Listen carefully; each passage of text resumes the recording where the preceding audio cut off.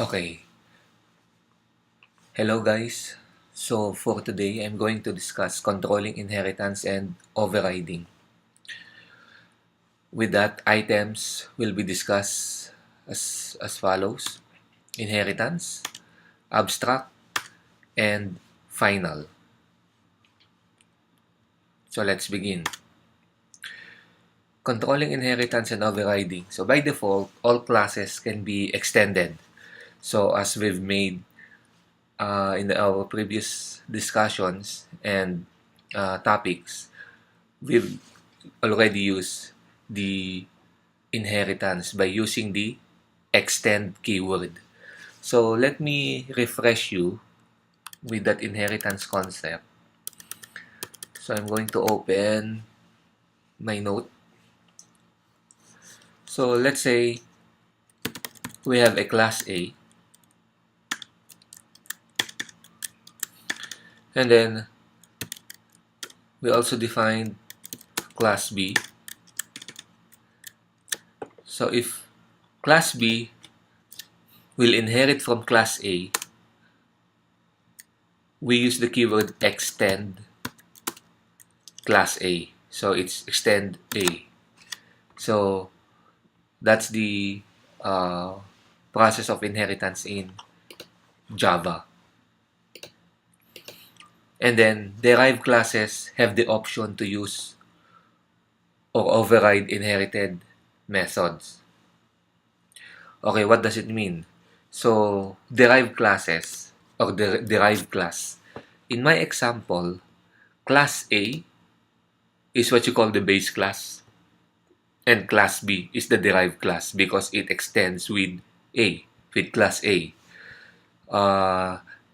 Think about it as class A is an animal class and then class B is a dog class. So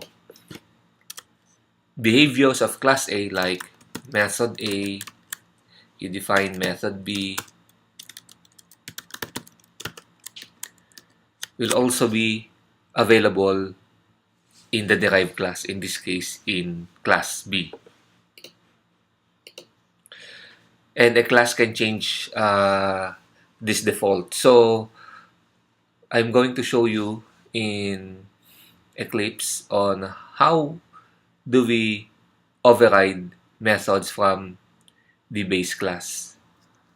Okay, before I create an example in Eclipse on implementing inheritance and overriding methods, let me show you once again the concept of why do we need to inherit and override the methods from the base class.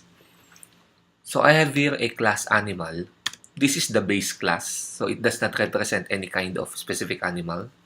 This is just in actual development, you can call this as the framework, the base framework.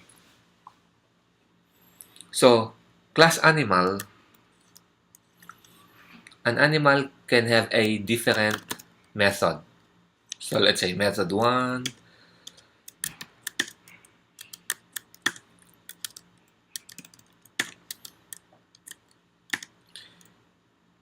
and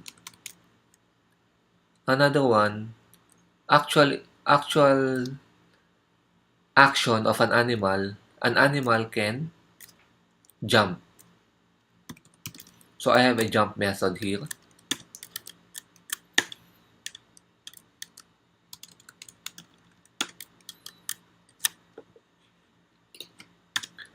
Okay.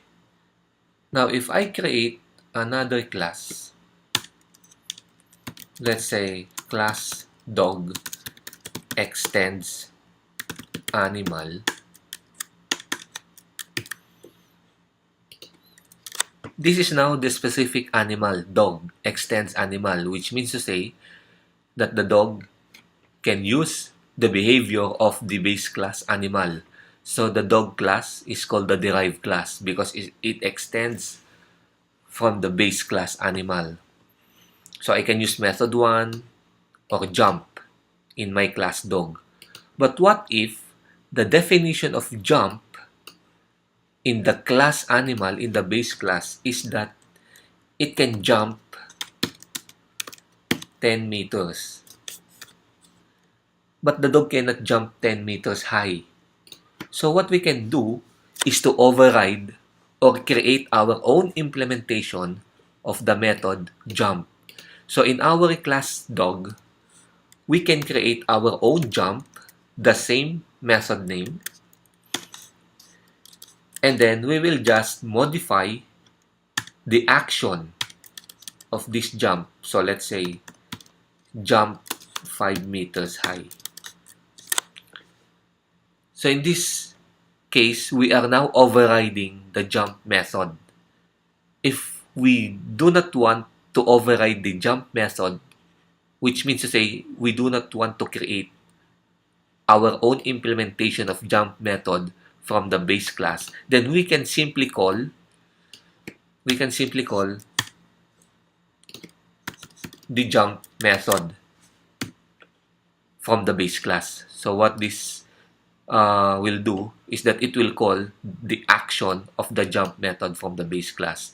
But again, if the implementation in the base class does not provide the actual action that we needed on our class dog, then we can override it by simply creating our own method and then implement our own action from the derived class.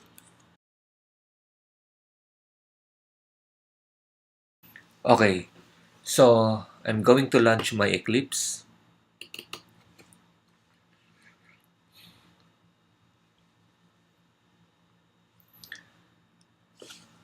So I'm going to select my workspace.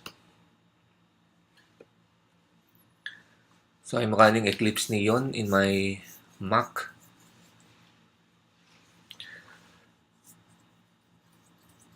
So for you to follow, please also launch your Eclipse and just perform my demo. So let me create a new project, Java project, and let me name this as Inheritance Override. Then, so I'm using my Java runtime environment 1.8. So for the perspective, I'm going to select no for this time. So I have my new project and I'm going to create package.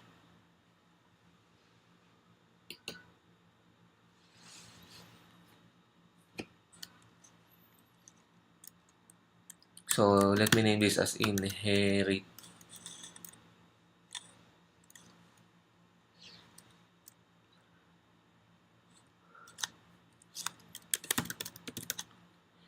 Inherit override.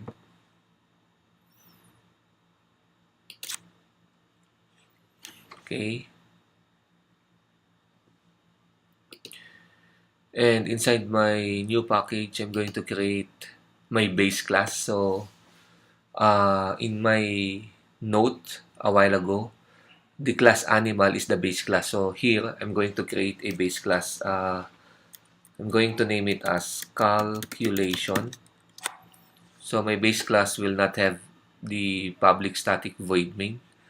So it will just contain methods that will be called by inheriting class.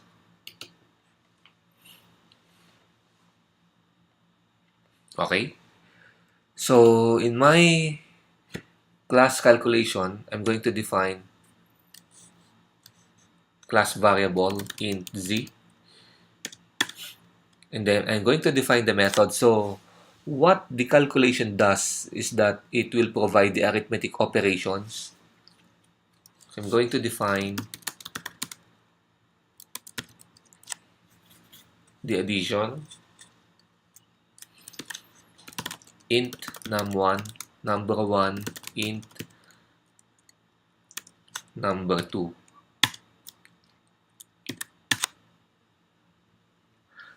Okay, as you can see, my method is having a compile error. That is because my method add is defined as int, the data type. This is the return type. So which means to say that this method will need to return a value.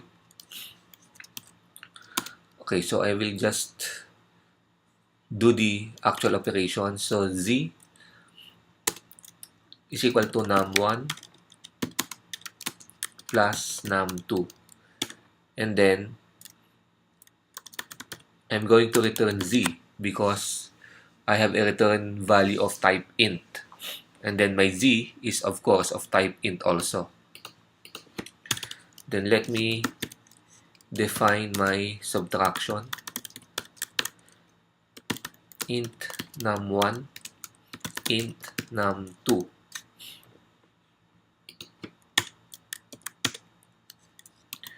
Z is equal to num1 minus num2. Then return z. Let me save this first, okay? Now, I'm going to define another class, and that class will be my derived class. So, I'm going to add another class, and let me name it as my calculation. So, I'm going to check the public static void main. Okay? So, this my calculation class should be a derived class of the calculation. So in order to do that, in order to make this as a derived class, we need to add extends, then the parent class which is calculation.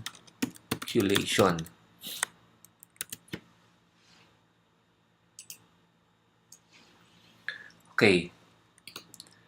So it means to say that we can call the methods inside the calculation. So in this case, the add and subtract in our my calculation class. Now, I'm going to create a method here in my calculation. Let me name it as public void display arithmetic, then int a, int b. So this method, display arithmetic, will be the one who will display the actual results.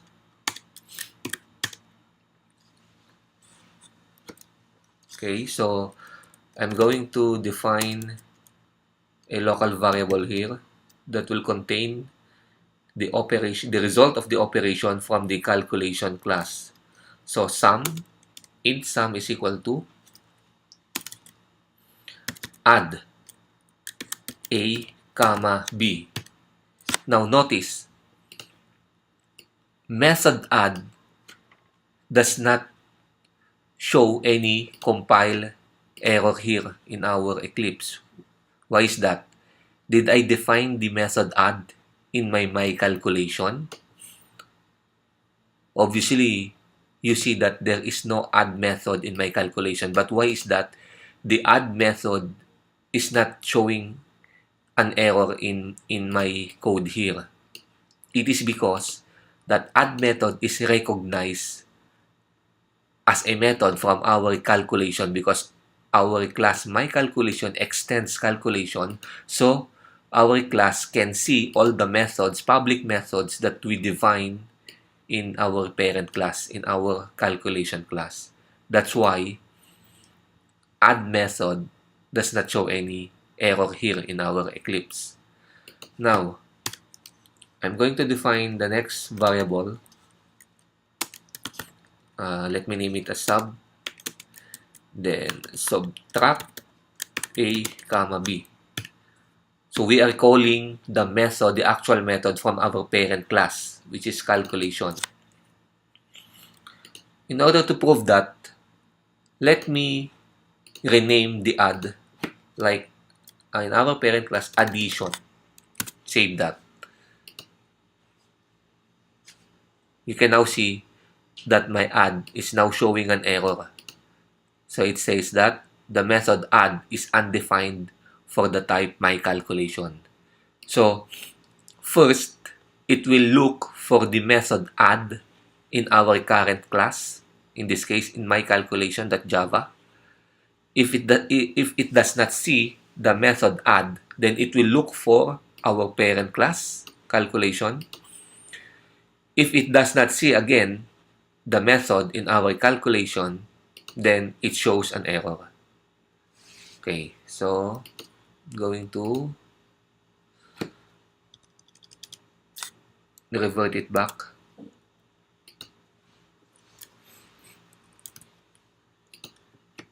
So the next lines, I'm going to show the result. So using system.out.print line, the sum is, then plus sum. So I'm retrieving the value of my variable sum. Okay. And then system.out.print line, the difference is, then sum. Okay. So what this does is that it will just call the method add and subtract from our base class. We are not modifying, we are not overriding the method. So later I'm going to show you how to override that. Now, how do we call display arithmetic? So in our main method, I'm going to instantiate my calculation class for me to call the display arithmetic. So my calculation O, so this is user defined, O is equal to new my calculation. So there are other types of method calling. We can define the display arithmetic as a static so that we can call directly. But in this case, I define it as public void display arithmetic. So I need to instantiate my calculation in order for me to execute the display arithmetic. So now object O is now pointed to my calculation, and I can now call the display arithmetic method. So I'm going to pass 25 and 10. So 25 and 10. So it will be passed to my parameter A. The 25 will be passed to parameter A, and 10 will be passed to parameter B. And then inside the display arithmetic, it will call add method of our base class, parent class, and then passing the parameter that it receives from A and B, which is 25 and 10. So let's run this.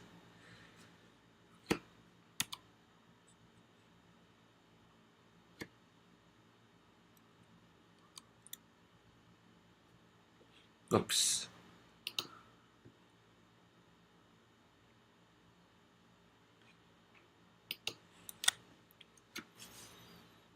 Okay. So as you can see, you see the sum is 35. The difference is 15. So that's how we use the method from our base class. So again, on my bullet number 2, derived classes have the option to use or override inherited method. So what I've shown you is that I just use the method. I just use the method from my base class. Now, here's the thing. What if in our my calculation class, we need to do add method, but every time we call the add method, we need to add plus 10. So imagine adding two numbers and then we just add plus 10. So if this is the case, 25 plus 10 is 35. The result will be plus 10, another plus 10, which will give you 45. But the add method from our parent class just do normal addition. Number 1 plus number 2. Now, in that case, since we have a different requirement for addition in my calculation class, that is where we need to do the method and implement our own action. So that is when we do the overriding the method. How do we override a method? In this case, we are going to override the add from the base class. So we just simply create the method. So public int add. So take note, this is the same implementation, the same signature, similar to our parent class.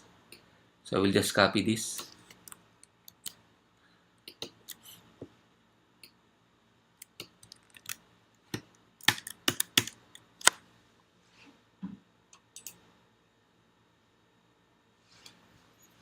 Now, I'm going to return num1 plus num2, and the result we will add 10 to the final result. So as you can see here, we have a totally different requirement of addition in our my calculation class. Now let's see what's the output of this. Since, take note, the same method name is also written on our base class or our parent class. Now, what will happen if we define that method, same method name between our derived class and parent class? So if we run this, you will see that our total now has an addition of plus 10. So this is an example on how we override a method from the base class. We created our own action, but the method name, the signature, is the same from our base class. So please do this. Try this on your Eclipse, and then I'm going to proceed discussing the next topic. Okay, now let's take a look what happened here. We define our own add method in our derived class, my calculation. And when we execute this application, what the compiler does is that when add is executed in this line, it will first search for the add function within the current class, in this case, my calculation. Since we have our own add method in the my calculation class, then this method will be executed when this line is performed. So this class will not search for the add function, add method in our extended class, in our parent class, my calculation. Now, that is for the method override. Now, what if in our calculation class, we do not want any derived class to modify the functionality of the add method? So, for example, in our case, we modify the execution of the add method. So, instead of just adding number 1 and number 2, we add the plus 10 for the overall result, which alter the function of the add from the parent class. Now, the developer can do that, can restrict that. If the developer wanted to restrict the overridden of a specific method, then he or she can restrict that in the parent class. So it is the concept of, let me show you my PowerPoint. It is the concept of the final, the use of final to prevent inheriting and or overriding. So how final is implemented in our calculation, or how do we implement final in our calculation class?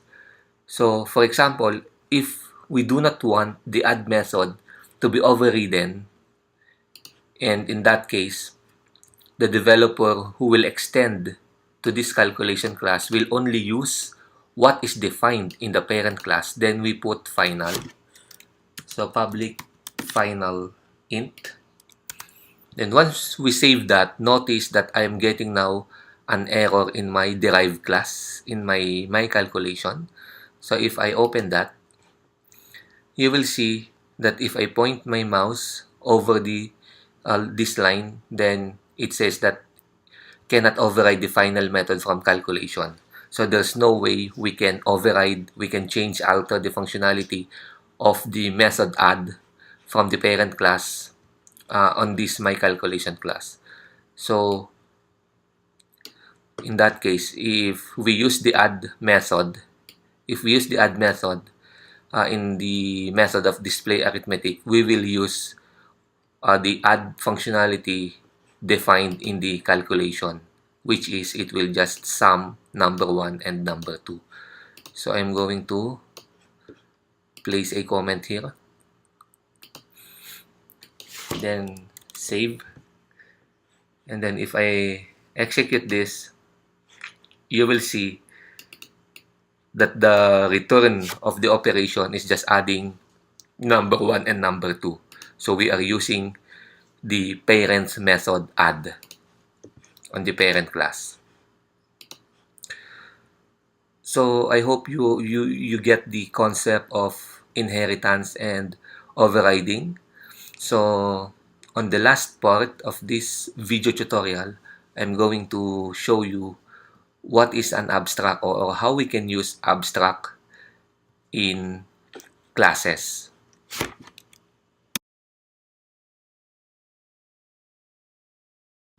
Okay, so for our last topic, I'm going to discuss abstract classes and abstract method. So I'm going to shift to my PowerPoint.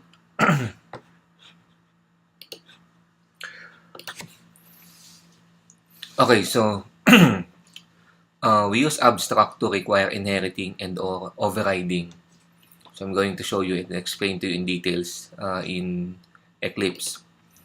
So I've shown you the final to prevent inheriting and or overriding from the subclass or from the derived class. And as you can see a while ago, when we try to override the method add in our derived class, it is showing an error.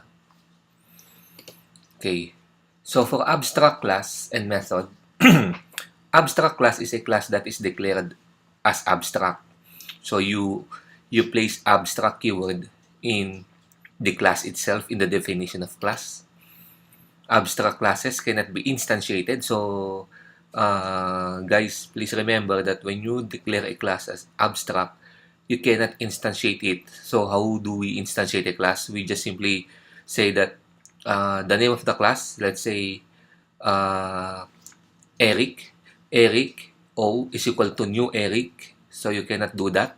You cannot instantiate if the class is defined as abstract, but they can be subclass. So they can be subclass, which means to say that the class defined as abstract can be a parent and another class is inheriting to the abstract class, as we will see in a little while.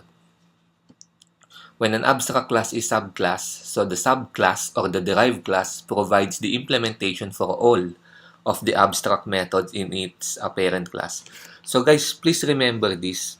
So if you have a class and then you define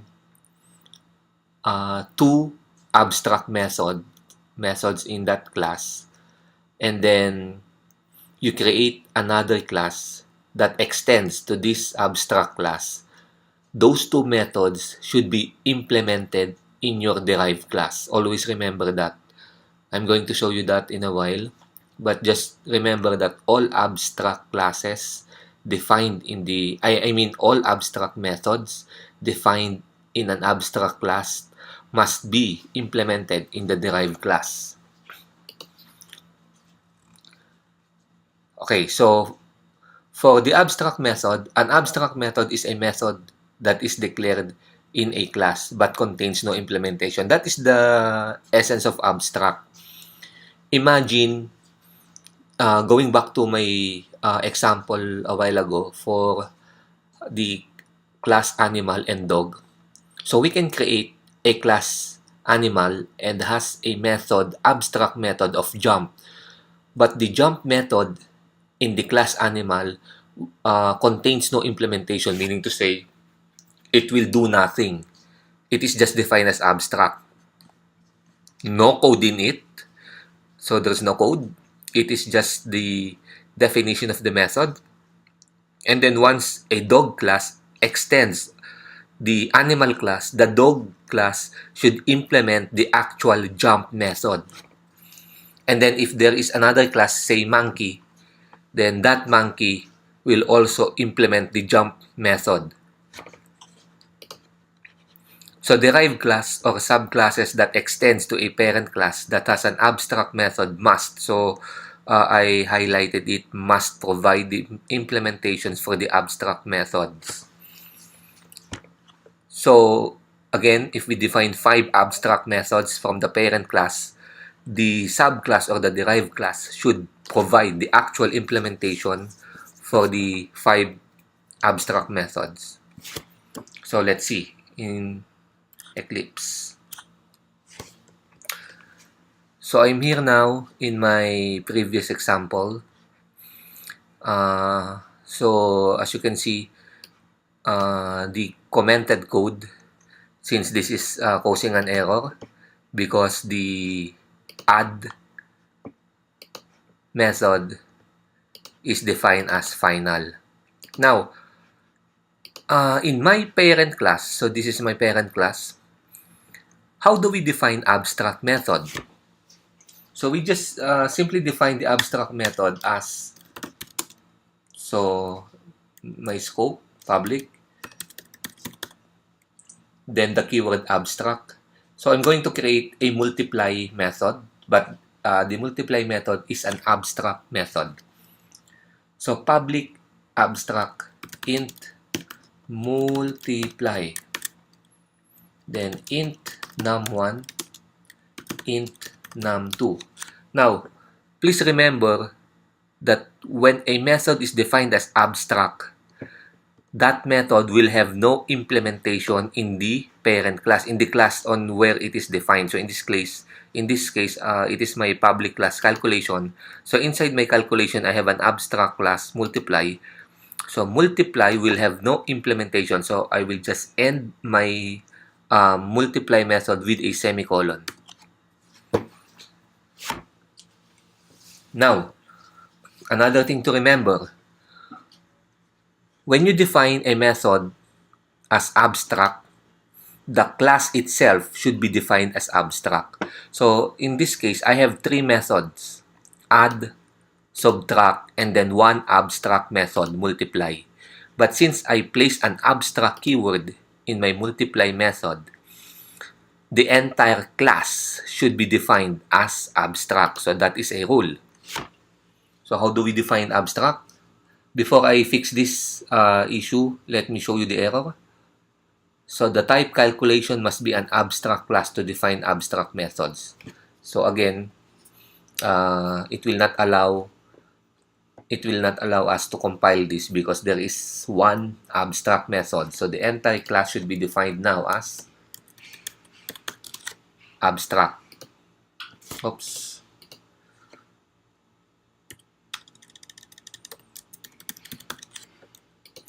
Okay, then save.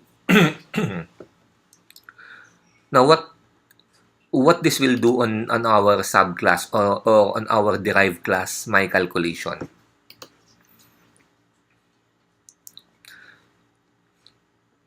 Now, we can see now that my calculation has an error.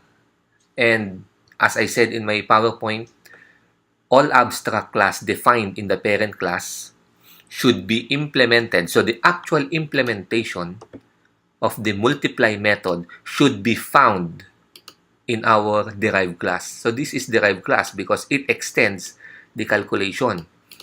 And once a class extends to a class that has an abstract method, in this case multiply, the derived class or the class that extend to another class with an abstract class should define the actual action that the multiply will perform. So in our calculation, the abstract is just the definition of the function, but the actual execution should be implemented here in our derived class. So I need to define now the actual implementation for the multiplication. So what's the name of my method? Multiply. Now, another thing. When overriding or creating the actual implementation for the abstract method, you need to place an annotation before the actual method definition. So the annotation is at override and then the method signature. The method signature on how it is defined here. So public int multiply. I will just copy this.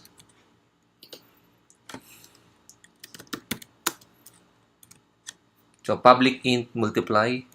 Then I'm going to define the actual method execution. So I will just say return num1 times num2. Okay, so here it is. This is now the implementation of the abstract method. So you place annotation override and then the method signature, which is defined in our parent class. So this line is the method definition. This is the signature of the abstract method without the implementation. As you can see, it just ends with a semicolon. And then on our derived class, we place the actual execution. So if we can now call this the multiply. So I will just create another variable and call the multiply. Multiply a comma b. Okay. And then just display the output system.out.println. So the product is product. And then if I execute that, so we can see now that the multiply method is now executed. Now you may ask, so what is the purpose of creating an abstract class? So let me go back to my animal class. An animal class can have a jump, but you do not know the actual jump execution because every animal has a different jump method, but you know that an animal can jump. So that jump action can be defined as abstract in your parent class. So just like this, we define an abstract. But you do not know the actual implementation because it differs per animal. Now, the actual animal class should implement the exact action that will be performed once the abstract method jump is called. Now, in our example here, we defined an abstract method multiply, and then we implement it in our my calculation. So my calculation is the derived class. So if we add another class here, let's say my computation. So there is another class. Then I'm going to extend this again. Extends calculation. Now, since we extend to calculation, again, we need to implement the abstract class because that is a rule. So when you extend to another class that has an abstract methods, then the implementation should be found in our derived class. Now, example, the multiplication that this new class, my computation class, needed is a different kind of multiplication. Let's say, just like the addition we created a while ago, after we multiply, we will multiply the result by, let's say, 3. So in that case, we need to override again the abstract method from the calculation. So override public int multiply int a int b. So I will just say return a times b, then whatever the result, I will multiply it by 3. So here we go.